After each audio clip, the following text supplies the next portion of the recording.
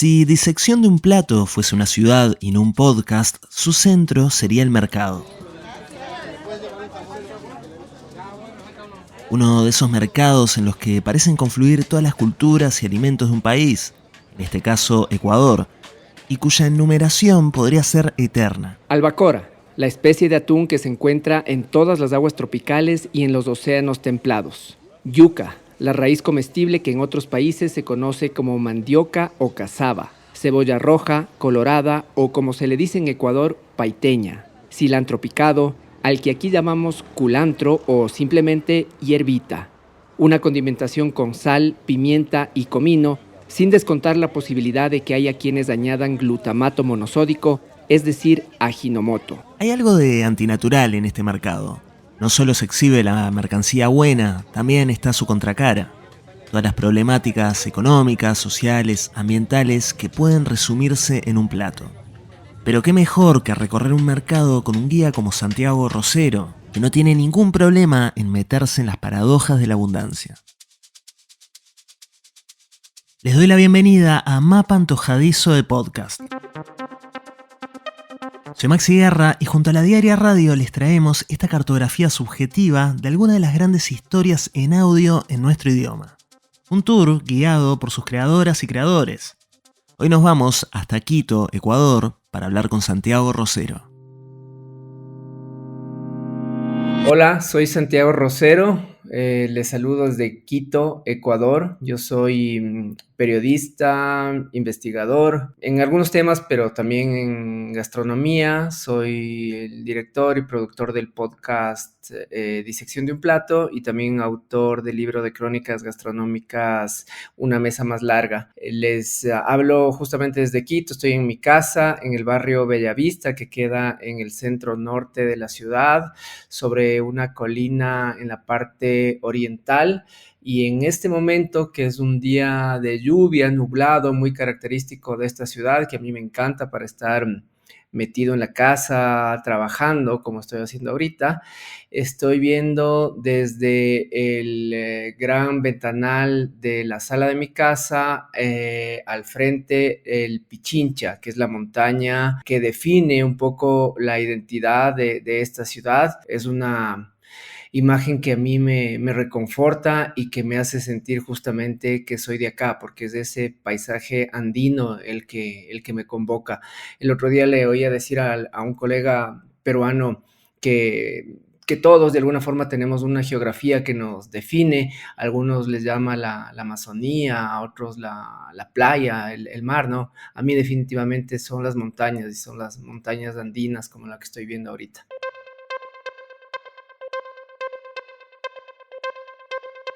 Hola Santiago, bienvenido a este mapa antojadizo de podcast. Hay un concepto que se repite en tu podcast que es el del centro del mundo. Vos has recorrido varios países, has escrito crónicas sobre Cuba, Rusia, Francia, Camboya. ¿Por qué decidiste que Ecuador sea el centro de Disección de un plato? No fue una selección muy consciente, creo. Yo estaba con ganas de hacer un podcast sobre gastronomía. Me vinieron algunas ideas como las que acabas de mencionar por el trabajo que ya había hecho previamente en texto, digamos. Pero cada vez que me ponía a investigar más sobre gastronomía ecuatoriana, iba sintiendo que me iba conectando más con mis raíces. Es decir, fui descubriendo cosas que no había descubierto nunca a lo largo de mi vida. Yo tengo 46 años y a través de mi formación profesional ni de mis estudios no había llegado a conectarme tanto con mi país como me di cuenta que lo estaba haciendo a través de la investigación gastronómica. Y eso tenía que ver sobre todo con el descubrimiento y el aprendizaje de lo que nos dejaron las culturas precolombinas, que es lo más rico que creo que puede tener este país y países de nuestra región. Entonces, cuando empecé a sentir eso y empecé a sentir esa conexión y entender mejor qué me hacía a mí de este país, creo que fue cuando decidí enfocarme en la gastronomía ecuatoriana para yo mismo entenderla mejor y seguir aprendiendo del origen de donde vengo. A mí uno de los episodios que más me gustó fue el del Maito, donde te metes en la comida amazónica y hablas también un poco de la invisibilización hacia adentro. Esa cuestión también de darle un poco la espalda a un territorio enorme dentro de Ecuador y lo poco que se sabe dentro de el sistema de las capitales o de las grandes ciudades de Ecuador con respecto a la vida en la Amazonia. ¿Cómo fue acercarte a la Amazonía y a la comida amazónica? Ese fue un primer acercamiento que abrió el apetito que tengo y que espero poder satisfacer en adelante porque, como bien dices y como mencioné en el episodio, la Amazonía es un misterio para nosotros mismos, para gran parte de la población de acá y no se diga para la gente de afuera. Y dentro de ello está la comida, la alimentación, las costumbres, las tradiciones alimentarias que tienen ahí. Sabemos muy poco de lo que ocurre ahí, del tipo de comida que se produce, de lo que se consume. Hace unos meses me invitaron a una cena hecha con productos amazónicos en la que intervinieron algunos cocineros de allá, pero principalmente eran cocineros de las principales ciudades de acá, incluso extranjeros que ahí hubo un encuentro interesante, ¿no? Y el resultado fue maravilloso. Yo, digamos, habiendo estado ya algunos años en este mundo, me topé con productos que no conocía, con preparaciones que me parecieron extraordinarias y me dije, ¿por qué no podemos tener más de esto en la cotidianidad gastronómica de las ciudades? Hay todavía respuestas que resolver, ¿no? Hay una desconexión geográfica, son territorios un poco aislados, de difícil acceso, que históricamente han vivido de esa forma. Yo siempre me pregunto por la baja condimentación que tiene esa comida, que en ocasiones se reduce a sal. A veces hay un poco de ají también que ya le da más sabor y todavía no logro satisfacer eso. Es porque haber estado tan adentro en esa geografía no permitió el contacto con el comercio de especias. Eso es una cosa. Hay otra gente que siempre consideró que ese tipo de especias eran dañinas, entonces se basaban solamente en la sal, que ya era un recurso preciado que en ocasiones tomaba meses de viaje para conseguirlo, ir hasta Perú, a las minas y volver atravesando 5 ríos para tener un poco de sal. Es decir, es un misterio por resolver todavía eso, ¿no? Y salvo unos pocos lugares donde utilizan unos cuantos productos, ahora anda muy de moda la neapía, que es una pasta de yuca con ají fermentada que se cocina durante horas y se termina siendo una pasta negra muy poderosa que sirve para condimentar como un caldo Maggi, digamos, o como un cubo Maggi natural. Ahora eso anda de moda en la gastronomía, pero poco más. Algo de paiche, de algunos pescados de allá, pero ya te digo, no mucho. Entonces sigue siendo un mundo por descubrir y yo tengo toda la intención de, ojalá para la siguiente temporada del podcast, meterme mucho más en ese territorio y en ese universo alimentario. En ese universo alimentario hay varias paradojas. Una es esa cuestión que decías de la escasa condimentación siendo el espacio donde quizás esté la despensa natural más grande del mundo. Pero vos también te manejás en otra paradoja que salpica varios de los episodios, que es la paradoja de la abundancia. ¿A qué te referís con la paradoja de la abundancia en la cocina ecuatoriana y en la sociedad ecuatoriana más bien? Eso está bastante relacionado justamente con la Amazonía porque son las provincias petroleras de donde se ha explotado el petróleo, que es el principal recurso que genera ingresos a las arcas del Estado, que conlleva las grandes afectaciones naturales y ecológicas que hemos padecido desde inicios de los años 70, cuando se dio el boom petrolero, y son las provincias más pobres del país. A eso es a lo que me refiero. No yo retomo la idea de un economista de acá que habla de eso, Carlos de la Torre, que habla de la paradoja de la abundancia. Son esas provincias donde están los mayores recursos, en este caso hablando del petróleo, pero también de los recursos naturales, ¿no? La Amazonía, es decir, el bosque más poderoso, más biodiverso del planeta, que es el pulmón más grande, también concentra las problemáticas mayores relacionadas con el extractivismo. Y es ahí donde se concentra la mayor riqueza, pero también donde se concentra la mayor pobreza. Esa es justamente la paradoja. Manteniendo también en la mirada en esa región, hay algo que me gusta que decís, que es sobre los muchos estudios que hay sobre las costumbres alimentarias de los pueblos, por ejemplo, los pueblos amazónicos, pero el escaso interés en los platos específicos. Y acá quiero saltar al podcast en general. ¿Por qué te interesa el plato, la receta particular como artefacto?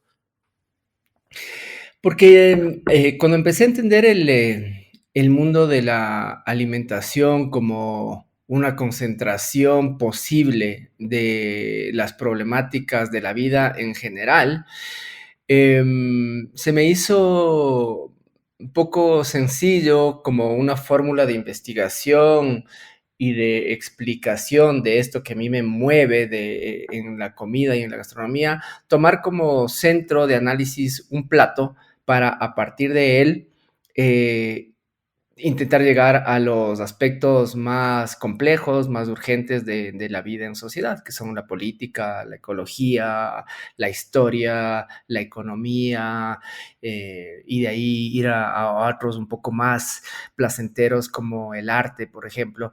Entonces, siempre digo que si es que se tienen las herramientas adecuadas, la atención adecuada, en un sencillo plato de arroz con frijoles se puede quizá descubrir algunas problemáticas urgentes que nos atraviesan a todos. Entonces, el plato de comida, y no solo el plato de comida, sino ya los productos, los alimentos, las preparaciones un poco más sencillas, se convierten en el artefacto de análisis ideal para hacer esta investigación y tratar de llegar a iluminar ciertos aspectos problemáticos. Eso es lo que a mí me interesa de la gastronomía y de la alimentación, y por eso es que de esa forma he volcado mi trabajo. No me interesa la, la parte más boyante, más estrafalaria de los restaurantes, de ese tipo de cosas, ¿no? Porque eso es lo que está definido ya por el lenguaje de las redes, por los medios masivos, no se necesita más de eso. A mí me interesa un poco derribar esos mitos y proponer otras miradas, otras entradas para tratar de observar y entender lo que hay detrás de eso. Y en ese sentido, como digo, los platos, los alimentos, los productos me parecen una buena entrada. La provincia costera de Manabí reclama ser la cuna del encebollado. Babahoyo, otra ciudad costera, capital de la provincia de Los Ríos, también lo reclama, pero la historia parece inclinarse por Guayaquil, la ciudad más grande y poblada de Ecuador, con más de 2.700.000 habitantes. Eje comercial del país, con un puerto que es uno de los más importantes de la costa del Pacífico Oriental, con una historia social, cultural y económica tan compleja como fascinante, parece razonable que aquel caldo primigenio viniera a dar hasta su puerto y fuera preparado y servido por las cholas descendientes de los Valdivia o por negras esclavas, según dice otra de las versiones sobre su origen, a los trabajadores de los astilleros y demás obreros de ese Guayaquil pobre de inicios del siglo pasado. ¿Cuál es el lugar que vos le otorgás al mito o al origen en cada plato? ¿Es algo que se repite en cada episodio y termina siendo como un gran disparador, generalmente desde nombres que a veces son muy literales o nombres que a veces juegan con los opuestos? Es algo que no solo se da en la cocina ecuatoriana, sino en la uruguaya y en casi todas las gastronomías nacionales, ¿no? Sí, la gastronomía es un mundo gran constructor de mitos, ¿no? De mitos que están compuestos, alimentados de ideas, de razonamientos, de discursos, y entre esos discursos está el de lo nacional y lo identitario, que como decía hace un momento, puede ser un poco problemático porque sigue fijando ciertas nociones generalmente superficiales. Comentábamos el otro día contigo también esto de los desayunos, que fue un boom acá. Me decías que en Uruguay no fue tanto, pero acá fue una cosa que movió a todas las autoridades, presidente, Sí. alcalde. Para aclarar, eso viene de una charla que tuvimos en una clase con respecto a esa movida de Ibai del campeonato, ¿cómo se llama? El Mundial de Desayunos, ¿no? Mundial de Desayunos, ajá. Cuartos de final del Mundial de los Desayunos entre Perú y Ecuador. Perú, que viene de ganar su enfrentamiento a México haciendo récord de votos. 2.5 millones de votos que tuvo el desayuno peruano, 1.2 millones que tuvo el mexicano. En países como en Uruguay ni nos enteramos, nos pasó completamente por el costado, pero en países como Ecuador, Perú, Venezuela fue centro de conversación durante mucho tiempo. Totalmente, y además nos tocó en los cuartos de final con Perú. Entonces ahí digamos que la competencia se elevó ya a una cuestión de asunto de Estado, literalmente, ¿no? Entonces estaban tanto en Perú como acá todas las autoridades incentivando para algo que se definía en likes. O sea, imagínate, estamos en ese momento, ¿no? Eso es lo que está definiendo el discurso gastronómico, la producción de sentido sobre lo alimentario, es la creación de contenidos y el apoyo que se reduce a likes. Entonces, yo a propósito de eso, escribí un pequeño texto por ahí en mis redes en el que decía que, digamos, eso hace parte de lo que yo llamo la gastronomía del espectáculo o la espectacularización de la gastronomía, y que bueno, está bien para distraernos un poco, pero que no hay que olvidarse que detrás hay muchas cosas, y terminaba diciendo que el mejor desayuno quizás sea el que esté en la mayor cantidad de mesas posible, con la mejor calidad y en mayor cantidad, ¿no? Claro, no me gané muchos adeptos, pero hubo otra gente que consideró que le parecía importante e interesante esa posición también. Entonces, eso era como tratar de, no de derribar un mito, porque tampoco es que me considero quién para dedicarme a eso, pero me interesa ofrecer otras miradas, porque como digo, la gastronomía es un universo que es, digamos, tiene un potencial de construcción de mitos impresionante, y esa fue una de las apuestas con mi podcast. Por eso, al inicio del podcast, cuento que basándome en lo que dice Roland Barthes acerca de la mitología y entre eso de los alimentos, propongo este podcast para intentar sortear esos mitos y ofrecer nuevas miradas a lo que puede constituir el mundo de la gastronomía ecuatoriana. Y ahí es que me voy por varias ramas, salgo por las ramas, pero trato de volver siempre al tronco. Esa es la idea. Lamentablemente, el consumo de chicha ha decrecido en las últimas décadas. Y algo tiene que ver en eso la arremetida de la industria cervecera en Sudamérica, que cuando se implantó por la década de los años 20 del siglo pasado, primero en Colombia y luego en Perú y Ecuador, inició una campaña de desprestigio de la chicha y de sus lugares de expendio. Así es como fue desplazada hasta quedar en los márgenes del consumo y también de los centros urbanos. Por eso es que hoy muchas chicherías funcionan en pequeños pueblos de la sierra o en localidades rurales o semirurales aledañas a ciudades como Quito. Fui a una de esas chicherías en San Antonio de Pichincha, cerca de la mitad del mundo.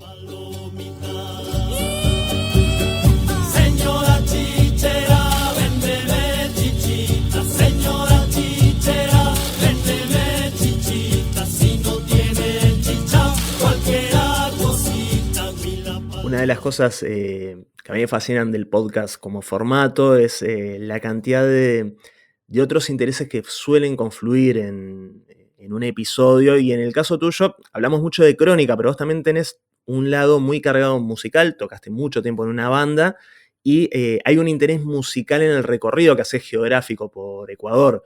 ¿Cómo fue ese camino y encontrar sonoridades asociadas a determinados platos y a determinadas zonas y culturas? Sí, es verdad eso a mí también me fascina eso del podcast, y en ese sentido me siento bastante conectado contigo, porque cada vez que que escucho un nuevo episodio tuyo, como el que acabas de sacar, encuentro todas esas referencias de, asimismo, todas esas ramas por las que te vas para luego volver al centro y eso me gusta, así es también la forma en la que yo me aproximo a mis trabajos en general, por eso yo los llamo ensayos sonoros sobre gastronomía ecuatoriana, porque tiene esa libertad, ¿no? De irse por ahí, volver y tratar de establecer un hilo argumentativo que al final conduzca a todo. Y en este caso la música también es importante porque al hablar de gastronomía ecuatoriana y de los platos escogidos, hablo de cultura popular y la cultura popular gastronómica tiene alguna conexión importante con la música, mucha música en todos los géneros, hace una cantidad enorme de referencias a la comida popular.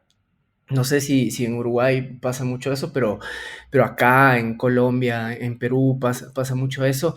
Entonces, intento musicalizar, matizar el contenido en ocasiones un poco denso que incluyo con extractos musicales que tienen mucho que ver con el plato específicamente o con el ecosistema, con el entorno cultural al que hago referencia y para eso me he encontrado con unas joyas musicales que en algunos casos no conocía y que también han ido ampliando mi conocimiento sobre la música ecuatoriana y no solo sobre la música que se considera tradicional, sino sobre músicas contemporáneas, actuales, que todavía conducen su mirada hacia esos aspectos de la cultura popular. Ese es el interés, esa conexión que existe entre música popular y comida popular. Hay una conexión bastante directa ahí.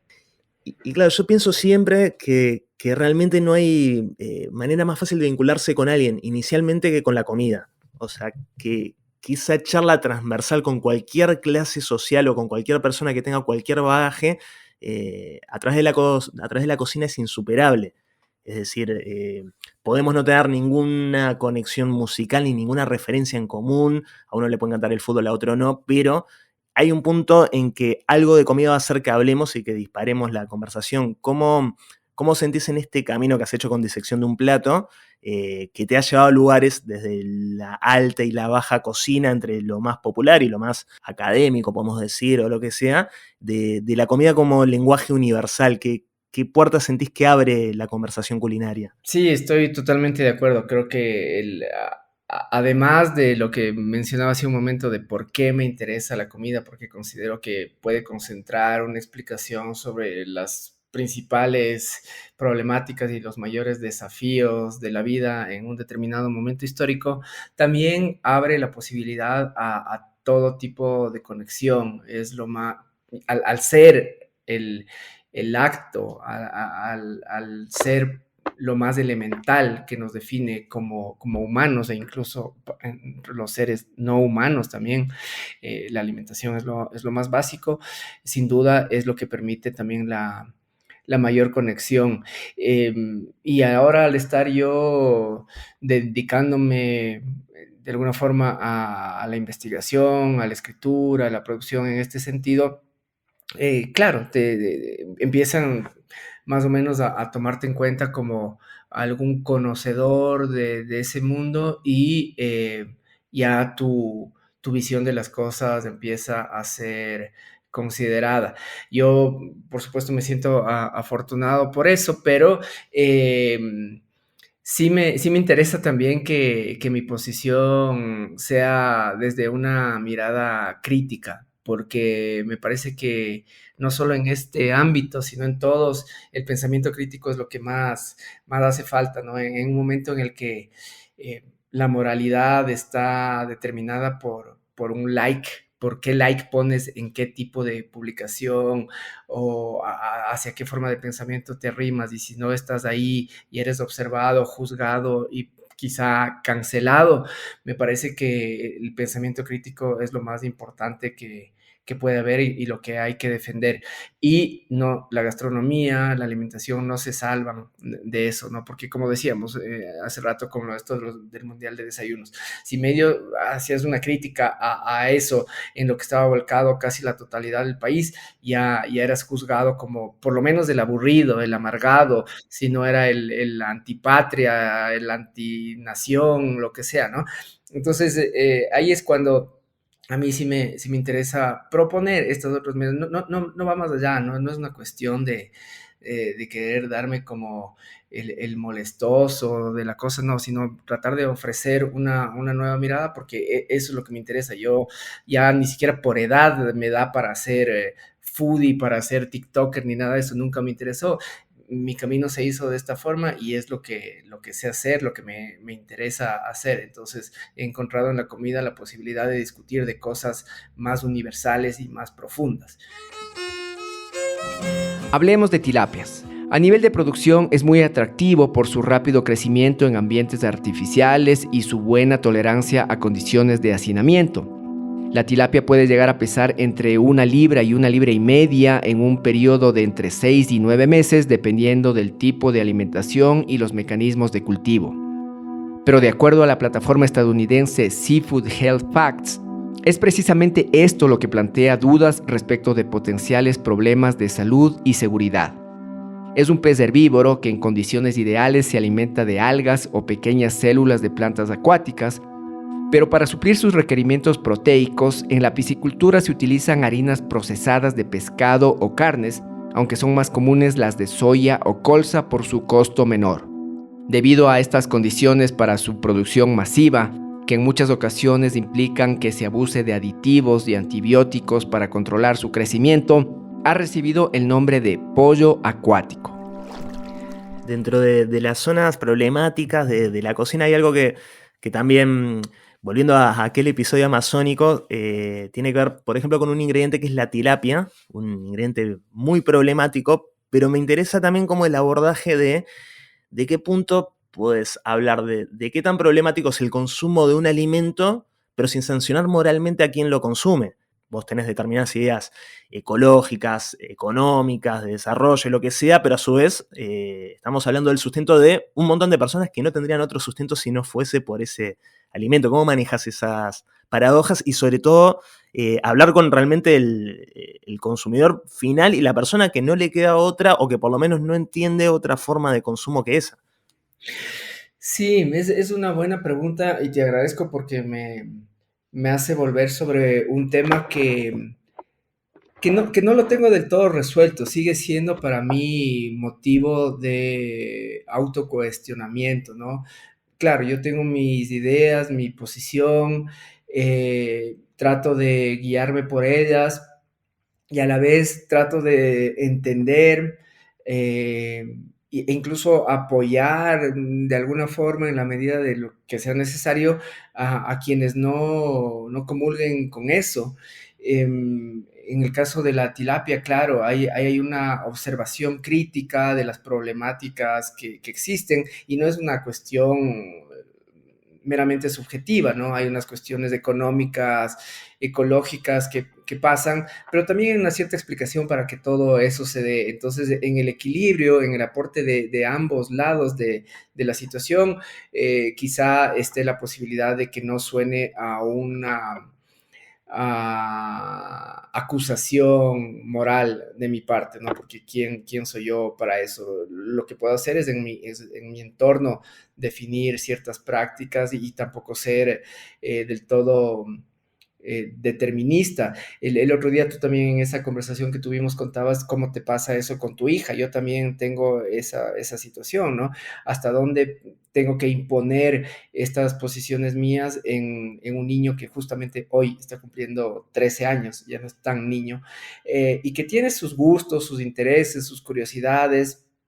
Yo a veces trato de imponer ciertos límites, pero también doy flexibilidad para que vaya por el camino común y corriente de la vida alimentaria, tanto como yo tuve, ¿no? Fue más adelante que yo entendí otras cosas y que tomé mi camino. Tampoco puedo ser ese padre que desde que nace le obliga a ser vegano y no tiene ninguna otra experiencia. Y asimismo con mi entorno más próximo y también con lo social. Entonces es una cuestión que como es tan compleja, involucra asuntos morales, asuntos éticos, asuntos económicos, políticos. No, yo no soy nadie como para definir y establecer una ruta a seguir. Yo tengo mis ideas y trato de aplicarlas de la forma más justa que me parece, y asimismo de observar con entendimiento, con comprensión lo que pasa alrededor. Sí, como digo, sí creo tener unos ciertos argumentos para observar ya desde el punto de vista del investigador o del periodista, entre comillas, especializado en eso. Ahí sí me permito, porque ya eso hace parte de un debate intelectual que es necesario también, ¿no? Porque si no, todos nos callaríamos y no aportaríamos ideas, tampoco se trata de eso, pero sí con el debido respeto y la comprensión por las diferencias. Te quiero preguntar por una experiencia que vi que hiciste reciente, que es de alguna manera llevar el podcast a la calle y a los restaurantes. Hiciste una movida con el encebollado recorriendo distintos lugares. ¿Cómo fue esa experiencia? Sí, bueno, el encebollado es el plato nacional del Ecuador, es una sopa de pescado que es la más consumida en todo el país, y a ese plato, por obvias razones, le dediqué el capítulo inaugural del podcast. Em, Luego, a partir de esa experiencia, empecé a dictar talleres de escritura creativa enfocados en la alimentación, a los que les he llamado crónicas gastronómicas o gastrocrónicas, que son talleres de escritura, ¿no? Y lo que hice hace poco en Guayaquil, en el marco de un congreso de la Universidad de las Artes que me invitaron, fue poner en escena las varias posibilidades de esto. Entonces hice una sesión de escucha del podcast con un foro para ampliar el tema, para ampliar la conversación sobre el tema. Hubo como invitadas una historiadora que participó en un proceso de patrimonialización del plato, del encebollado acá, que fue un proceso un poco problemático, porque lo financió una empresa de atunes en lata acá, y después se abanderó de esa patrimonialización y empapeló con su encebollado enlatado todo ese proceso. Entonces ahí, bueno, yo escribí algo sobre eso, una cierta discusión. Entonces quería entender de parte de ella qué es lo que había pasado. Y estuvieron también dos cocineras de picanterías. Las picanterías son las fondas más típicas de venta de encebollados de acá, o sea, en Guayaquil principalmente. Y ahí hubo una discusión rica.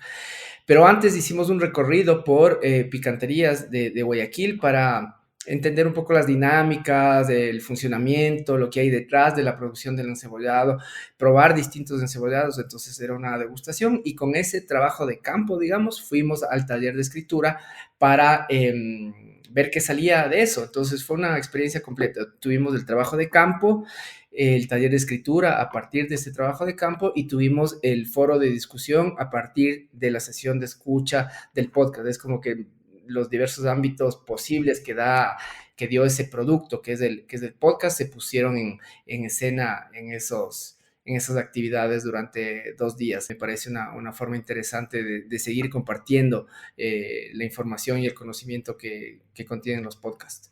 Bueno, Santi, muchas gracias por poner no solo los platos, sino los conocimientos, las problemáticas y todos los aspectos de la vida ecuatoriana en el mapa. No, yo te agradezco a ti por la invitación, y no sé si alguna vez te dije, pero cuando yo estaba con estas ideas en la cabeza y por diversas razones todavía no empezaba el podcast, apareció tu podcast, lo empecé a escuchar y me dio una motivación para decir, ok, ya, es el momento, esto está chévere, yo también quiero hacerlo, y por ahí me fui, así que también te debo algo en ese sentido. Bueno, me des una chicha de jora. Con gusto, cuando quieras. Todos los episodios de Disección de un Plato están disponibles en Spotify, Apple Podcast o YouTube. Mapa Antojadizo de Podcast es un proyecto de Maxi Guerra para La Diaria Radio. Gracias por escuchar.